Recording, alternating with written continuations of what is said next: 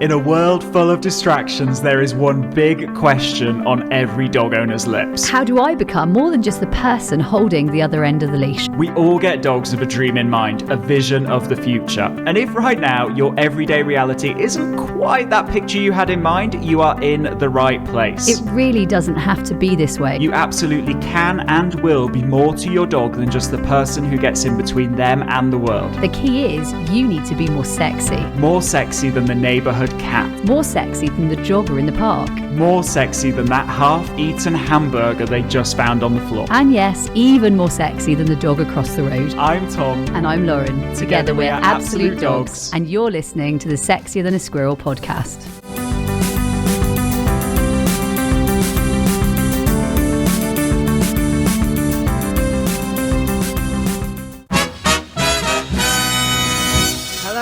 Welcome to this episode of the Sexier Than a Squirrel podcast, the podcast that teaches you how to be the best owner for your dog, how to conquer the environment, and just how to be a pretty cool game changer. Now, being a pretty cool game changer means that we show our dogs a lot of love, and we all know how important our dogs are to all of us. I mean, wow, I suppose it's been incredible to see just how much they mean to so many of our game changers. And we know that, we feel that within our own dog families.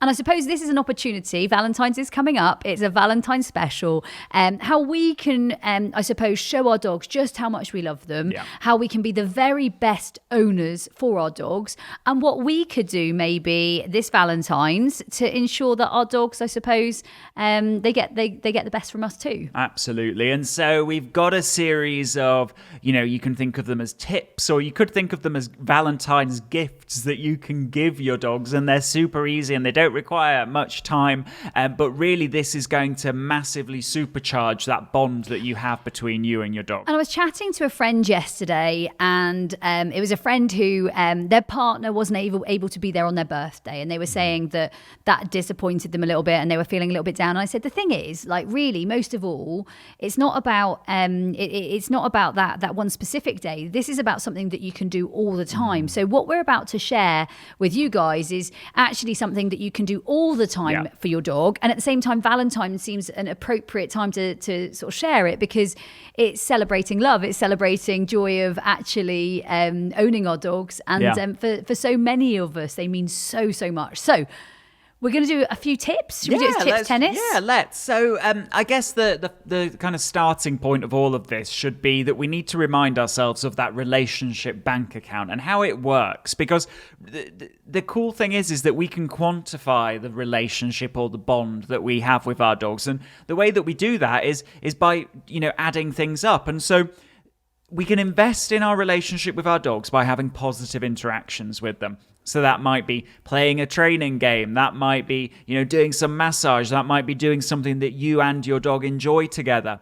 But we've got to accept that just by the nature of the world, there are going to be relationship withdrawals. There are going to be times when maybe you get a little bit frustrated with your dog, or your dog gets a little bit frustrated with you. Maybe there's a trip to the vets involved, or a trip to the groomer. Maybe you go for a walk and, I don't know, your dog reacts at another dog or person, or maybe a dog or person reacts at your dog, and you're in that situation together, and that's a withdrawal. So the cool thing is when we acknowledge this, we can actually take control of it. And we can say, I'm going to really try and invest as many positive interactions as I can with my dog throughout the days. And if I have a withdrawal, I acknowledge that this is probably a withdrawal from our relationship bank account. And what I look to do is then top it up with more of the positive interactions that our dogs love to do together.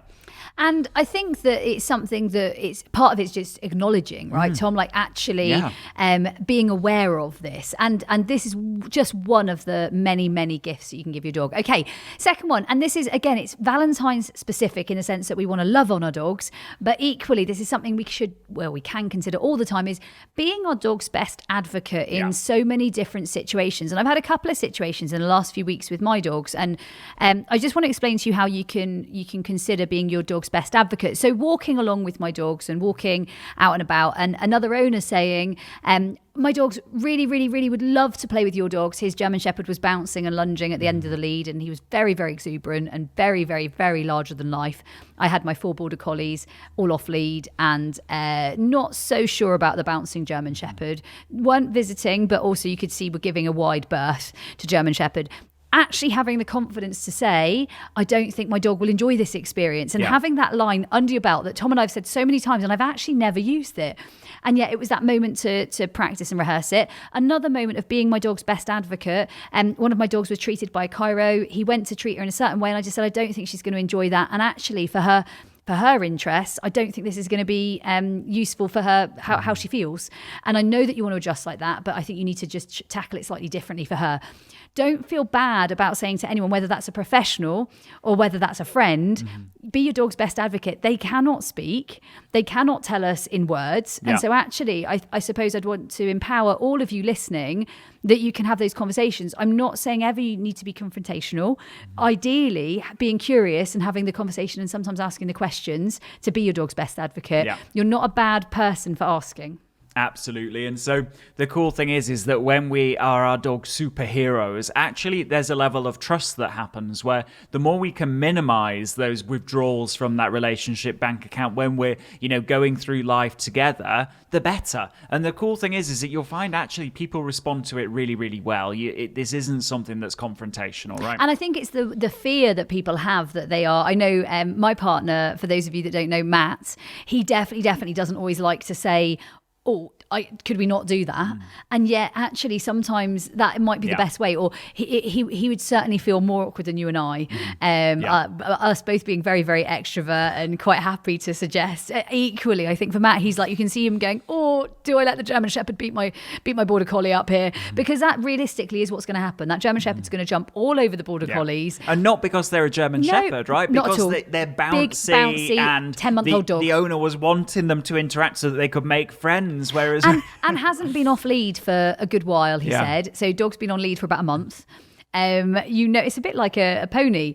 You leave them out in the field and they're a little bit easier. You keep them in a stable and they're a little more difficult at times. And so what we're thinking here is that actually he definitely was going to bounce all over them. Not in a bad way necessarily. Equally, but they wouldn't enjoy that experience. They wouldn't enjoy it. And I think it's having those moments to say, I can say this and not feel bad for it. Yeah, absolutely. So next tip that we've got for you is the cool thing is you're in a very unique position as a dog owner to actually impact your dog on so many levels. And what happens is often we get disempowered. We get told that, we can't help them in this way. We can't support them in this way. And no area more so than when it comes to their health and when it comes to their just overall wellness. But the reality is that we absolutely can do things because, one, you're in charge of their lifestyle. So, for example, if you've got a dog who maybe struggles with, stiffness and some joint soreness, well, actually, there are things that you can do. You can, for example,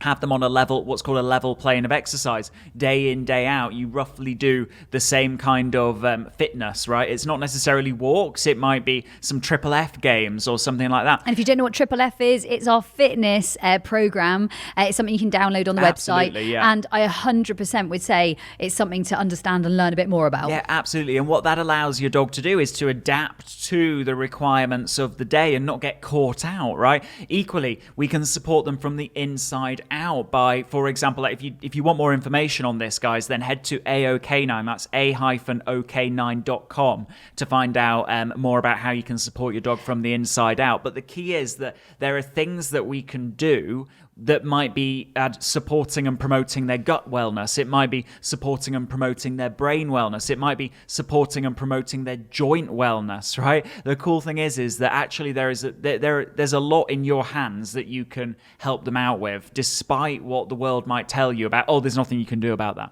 So I know this is possibly a level of it's a story I'm sharing that maybe is oversharing, but I'm going to have a go at it anyway.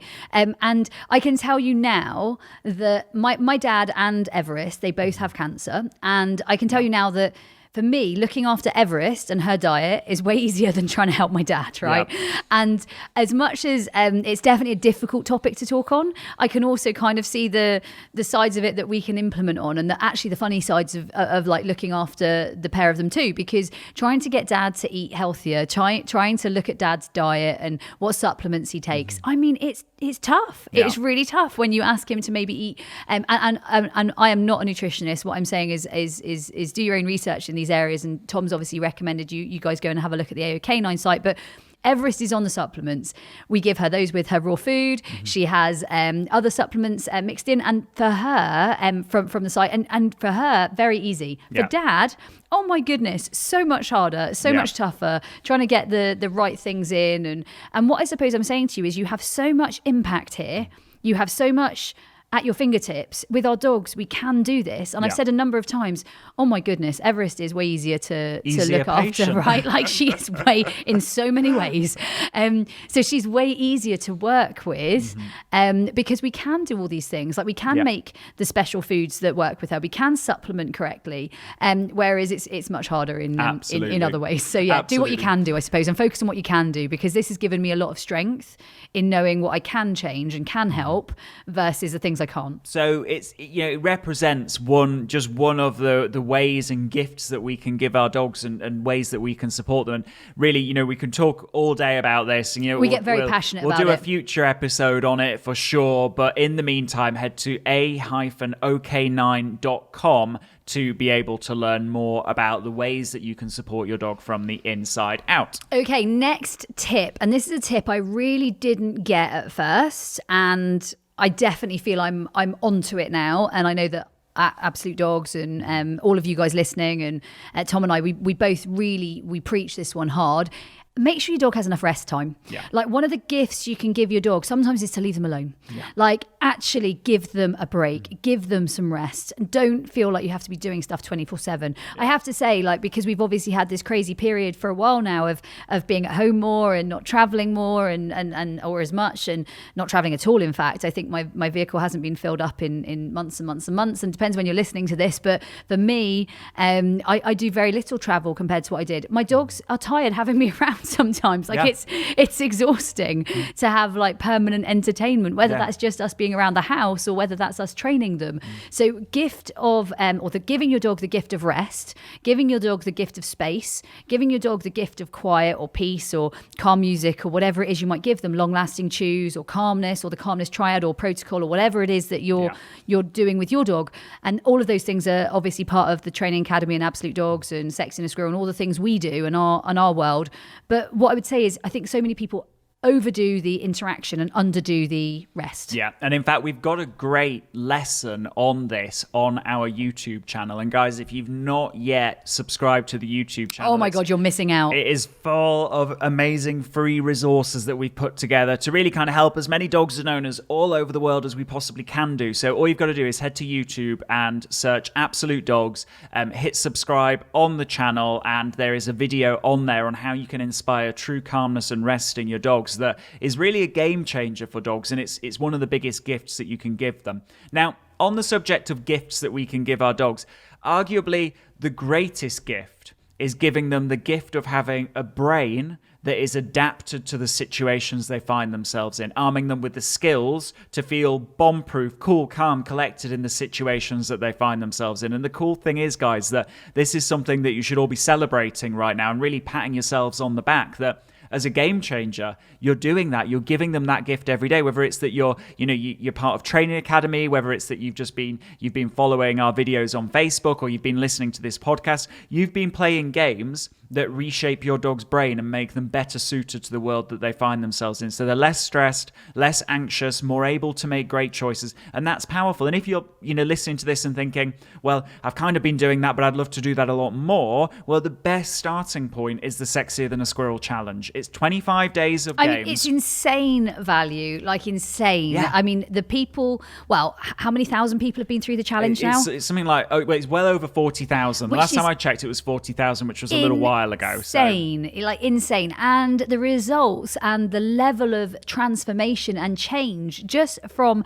playing simple, fun games that energize you, energize your dog, energize the world around you, make everybody smile. I mean, literally, what a result. Yeah, watch the video, play the game, unlock the real life result. Like, it's a cool little process. So there's 70% off on that one right now, guys. As a podcast listener, you can absolutely take us up on that. Head to Absolute Dogs, all one word, AbsoluteDogs.me. That's M-E, AbsoluteDogs.me/sexy. And you can jump into the challenge as 40,000 plus people already have. It might be worth, if you're already part of the challenge and playing the challenge, it might be worth you sharing that with a friend, gifting that to somebody, maybe just letting them know, sending them the link, popping it on WhatsApp or Facebook or wherever it is that you might want to share it to a breed group, because I think the more people that see this ripple effect. I was horrified the other day. I mean, if we think about gifts to give our dogs, we're thinking about how much we want to love on our dogs. I was horrified to see a video of someone basically training this beautiful beardy puppy with a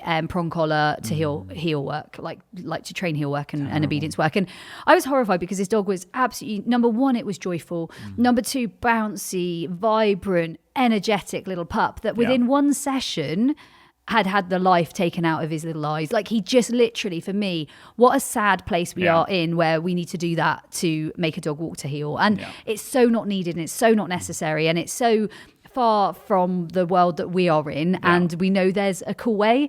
And I suppose what I would say is just share it, guys, because the more there's no point me moaning and whinging about what other people do. What we need to do is make the change and be the change we want to see in the world. So by being the change we want to see in the world, I urge you, I beg you, I commend you, please, to make sure that the rest of the world knows about this, because it's gonna happen. Absolutely. And one of the ways that you can do that, guys, which really makes a huge difference, is to leave a review for the podcast, whether it is on iTunes, whether it's on Spotify, whether it's on Google Podcasts, or whatever it is that you're listening to us on. Leave a review, because that then really inspires others when they come across the podcast to listen. And we know that when they listen, they take action, they enhance and boost their relationships with their dogs, and they see the real life results. Personal recommendation goes way further than anything we can do.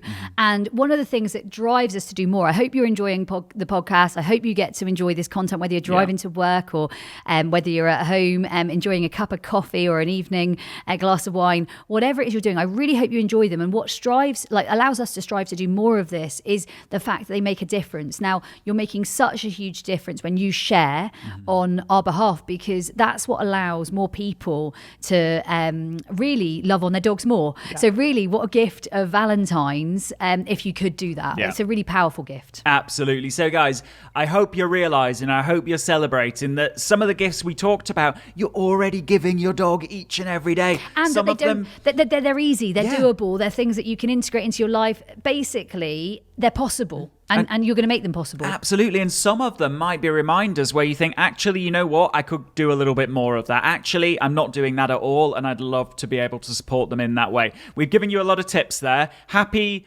Valentine's Day. Future Valentine's Day. Happy Valentine's period. Happy loving on your dog.